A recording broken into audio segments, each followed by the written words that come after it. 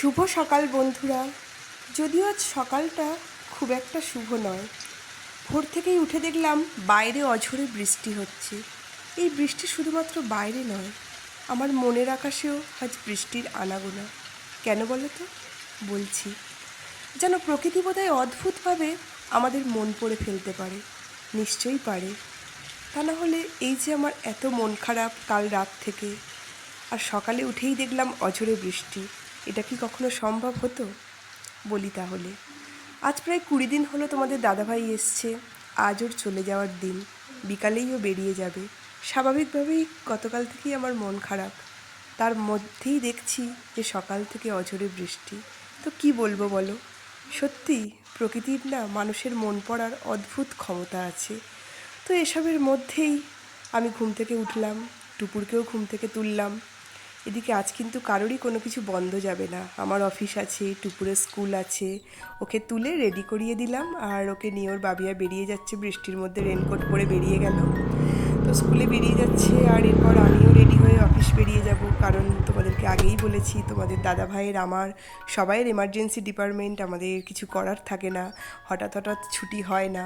তো যে কারণে কর্মই ধর্ম, সেটাও আগে বলেছি। তো আমি রেডি হয়ে নিয়েছি, নিয়ে হচ্ছে বৃষ্টির মধ্যেই অফিস বেরিয়ে যাচ্ছি। এই সময় আমি যখন বেরোচ্ছিলাম একটু বৃষ্টিটা ধরেছি, বুঝলে? তো সেই সময় দেখেই আমি বেরিয়ে যাচ্ছি, আর অফিসে চলেও এসেছি। কাজে মন তো বসাতেই হবে, কিছু করার নেই।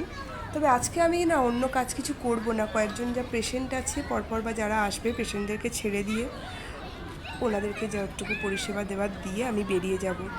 অন্য কাজ আজকের করব না, অন্য দিন করব। তো দেখো, এসবের মধ্যেই তোমাদের দাদাভাই টুপুরকে স্কুল থেকে নিয়ে এসে আমার এইচডব্লিউসির নিচে দাঁড়িয়ে কনস্ট্যান্ট হর্ন দিচ্ছে, বলছে দেখো আজকের ওয়েদার খারাপ, তুমি একা যেতে পারবে না, রাস্তায় ঝড় বৃষ্টি বিদ্যুৎ, আমার সাথে চলে চলো। তো এরকম বাচ্চাদের মতো বায়না করছে, কি বলবে বলো? তো বাধ্য হয়ে পেশেন্টদেরকে ছেড়ে দিয়ে সবাইকে মোটামুটি যারা ছিল কমপ্লিট করে আমি বেরিয়ে এলাম। প্রায় ঘন্টাখানেক আগেই আজকে বেরিয়ে এলাম ওর কথা রাখতে। আর তারপর মিষ্টি দোকানে চলে এসছে টুকুর, ও কিছু মিষ্টি কিনবে, আর ওর বাবিয়াও কিছু মিষ্টি নিয়ে যাবে উড়িষ্যাতে।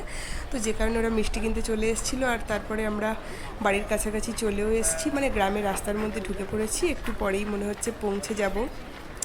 তো এদের কথা রাখতে মেয়েটাও গিয়ে হচ্ছে ডাকাডাকি করছিল, বলছিল মা বাবি আজকে চলে যাবে, তুমি প্লিজ চলে চলো। তো এইসবের মধ্যে আমি ওই জন্য বেরিয়ে এলাম। আর এসে দেখলাম যে আমার দেওর আর কি বৈঠকখানাটা পরিষ্কার করে ফেলছে, কারণ দুদিন ধরেই কাঠের কাজ চলছিল, তোমাদেরকে বলেছি। তো কাঠের দাগ তো পাথরে ভালোই ধরে নেয়, অনেকেই জানো। তো যে কারণে ভালো করে ও ক্লিন করে নিল। আর দেখো টুপুর তারপর বায়না করছিল, বলছে যে বাবিয়া তুমি তো চলে যাবে, আমার আর পুকুরে স্নান করা হবে না, আমাকে নিয়ে ঠান্ডার মধ্যেই পুকুরে চলো। তো এরকম বৃষ্টির ওয়েদারে পুকুরে স্নান করতে চলে এসছে, জলে ডুবছে, বলছে আমার আর পরে চান্স হবে না, মা হচ্ছে পুকুরে করাবে না। তো এইসব করে বায়না করে আজকেও ঠান্ডার মধ্যে পুকুরে স্নান করতে চলে গেল। তারপরে লাঞ্চ টাইম হয়ে গিয়েছিল, লাঞ্চ টাইম বলা ভুল, এই যে আমাদের খেতে বসতে বসতে সব কিছু করতে করতে 3:30 বেজেই গেছে, কি না 3:45 মনে হয় বেজে গেছিলো। ওই 4টে না 4:30 দিকে আমরা মোটামুটি খেয়ে উঠলাম, এখন বসেছি। আর তোমাদেরকে ওঠার টাইমটাও বলে দিলাম, ওই যে টুপুর করছে। আর দেখো আমি ভিডিও করতে করতে তারপর তোমার দাদাভাইয়ের কোলেই বসে পড়েছি, কারণ ও তো চলে যাবে একটু পরেই। তো সেই কারণে ওকে বললাম একটু তাকাও। ওই যে তাকিয়েছে একটু, তারপর বলছে ওর প্যাকিংও হয়ে গিয়েছে আর একটু বাদেই বেরিয়ে যাবে। আর এবার বড় মার কাছে চলে এসছে, আমাদের বাড়ির বয়োজ্যেষ্ঠ প্রবীণ ব্যক্তি, আর মেজ দিয়েও পাশে ছিল, ওনাদেরকে প্রণাম করে নিচ্ছে, নিয়ে হচ্ছে যে ওইখান থেকে বেরিয়ে গেল। এরপরে বাবার কাছে এসছে, বাবাকে প্রণাম সেরে নিল। তো দেখো, একজন সৈনিক যখন কর্মস্থানে চলে যায় তখন তার বৃদ্ধ বাবা মায়ের উপর দিয়ে কী ঝড় বয়ে যায় সেটা শুধুমাত্র তার বাবা মাই জানে। তো তারই অভিব্যক্তি প্রকাশ পেয়েছে বাবার চোখে মুখে। বাবা ভালো করে কিন্তু ওর দিকে তাকাতেও পারলো না, বাড়ির বড় ছেলে আবার 3 মাসের জন্য বেরিয়ে যাচ্ছে। সত্যি সিচুয়েশানটা ঠিক বোঝানো যায় না। আর টুপুর দেখো যে সত্যি বাচ্চা না, ওকে দেখেই বোঝা যাচ্ছে, কারণ এই যে ওর বাবিয়া চলে যাবে, ওর কিন্তু কোনো ভ্রুক্ষেপ নেই। 5-6জন বাচ্চা ছিল, সবাইয়ের সাথে খেলা করছে, জিমনাস্টিক দেখাচ্ছে, ও সম্পূর্ণ ওর মুডে আছে। তারপর বাচ্চা হলে কী হবে, আবার কি মনে হলো, দৌড়ে এলো বাবিয়ার কাছে, বললো বাবিয়া আমি তো আর তোমার কোলে উঠে জাম্পিং করতে পারবো না, আমাকে একবার নাও, একটু জাম্পিংটা করে নিই। বলে ওই যে বাবিয়ার আদর খেতে চলে এলো। আর ওদিকে অহনা বনু দাঁড়িয়েছিল, ও বলল বনুকেও নাও বলে, ও তারপরে অহনা বনুকেও নিল। তো দুজনকে নিয়ে হচ্ছে অহনা একটু জেঠুর আদর খেয়ে নিচ্ছে, আর হচ্ছে যে টুপুরে একটু বাবিয়ার আদর খেয়ে নিচ্ছে। শেষবারের মতো নয়, আবার তো প্রায় 3-4 মাসের অপেক্ষা। তো এইরকম করে তোমাদের দাদাভাই দেখো একদম স্ট্রং পারসন, হেঁটে হেঁটে বলছি, হেসে হেসে লুক দিয়ে দিল। আর তারপরে আমার দেওর তোমাদের দাদাভাইকে নিয়ে ওই যে এগিয়ে দিতে বেরিয়ে গেল।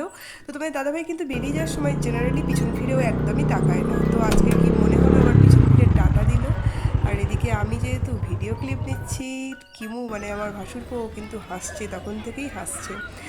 আর তারপরে হচ্ছে এই বাচ্চাগুলো আজকে 3-4 জন খেলতে আসে, আজকে প্রায় 7-8 জন বাচ্চা ছিল, যে কারণে সত্যি টুপুরের উপরে কোনো এফেক্ট পড়েনি আমাদের বড়দেরই যা মন খারাপ বা যেটুকু যা, কিন্তু ও কিন্তু ওর মুডে আছে, পুরো খেলা করেই যাচ্ছে। আর দেখো তারপর তো স্বাভাবিকভাবে যা কাজকর্ম চলে সেগুলো তো চলতেই থাকবে না, মন খারাপ হোক যাই হোক। আমার যা সন্ধে দেওয়া শুরু করে দিয়েছে, সন্ধেবাতি দিয়ে নিচ্ছে, সন্ধে হয়েও গিয়েছে। আর এরপরে হচ্ছে যে আমাদের ওই চা পর্ব চলছে আর কি, কাজের বৌদি, আমার যা, বাবা, আমরা চা খেতে বসে গিয়েছি। আর আমার দেওর তো চা খায় না, তোমাদেরকে আগেও বলেছি, আর ওর দাদাও খায় না। তো আমাদের জন্য একটু চানা কিনে দিয়ে গিয়েছিলো, তো আমরা চানা, মুড়ি, চা, বিস্কিট সব কিছু মোটামুটি এখন খাচ্ছি। আর তারপর প্রায় রাত হয়ে গিয়েছিল, মানে ডিনার টাইম হয়ে গিয়েছে। ওর বৌদি রান্না করে দিয়ে গেছিলো, তো আমার দেওর বললো যে একটু ডিমের পোচ করবো বলেও আর কি সবার জন্য ডিমের পোচ বানিয়ে নিচ্ছে। তো এরপরে হচ্ছে যে ওটা নিয়ে আর যা মোটামুটি যা কিছু হয়েছে নিয়ে আমরা হচ্ছে ডিনারে বসে যাব। ডিনারে বসে গিয়েছি, তো আজকের ডিনার টাইমটা তোমাকে দেখাচ্ছি বটে, মানে সত্যিই খুব মানে খারাপ। এতদিন আর কি সবাই একসাথে বসে ডিনার করেছি, আর আজকে তোমাদের দাদাভাই নেই, মানে সত্যি ফাঁকা ফাঁকা, মানে খুবই ফাঁকা। তো তা সেসবের মধ্যে খাওয়া তো মানুষের আটকে থাকবে না জানো, টাইমে যে যার খেয়ে নেবে। তো খাওয়া দাওয়া হয়ে গিয়েছে। আর টুকুর দেখো এতটাই টায়ার্ড ছিল, আজ দুপুরে তো ঘুমায়নি, পাবিয়ে চলে যাবে বলে কীভাবে একটা পা নিচে রেখে একটা পা উপরে রেখে এইভাবে ঘুমিয়ে পড়েছে। তোকে ঘুম পাড়িয়ে দেবো, আর ব্লগ কন্টিনিউ করলাম না। তো তোমরা বলো আজকে আমাদের এই ব্লগ তোমাদের কেমন লাগলো। সবাইকে টাটা, বাই।